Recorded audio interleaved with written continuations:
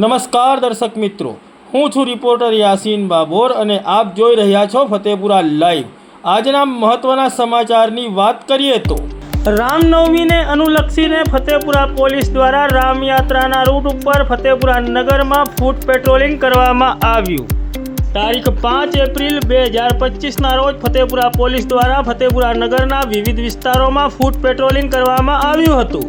આવતીકાલે એટલે કે તારીખ 6 એપ્રિલ 2025ના રોજ રામનવમી નિમિત્તે ફતેપુરા નગરમાં રામયાત્રા યોજાવાની છે, જેને અનુલક્ષીને ફતેપુરા પોલીસ દ્વારા આ રામયાત્રાના રૂટ ઉપર ફૂટ પેટ્રોલિંગ કરવામાં આવ્યું હતું।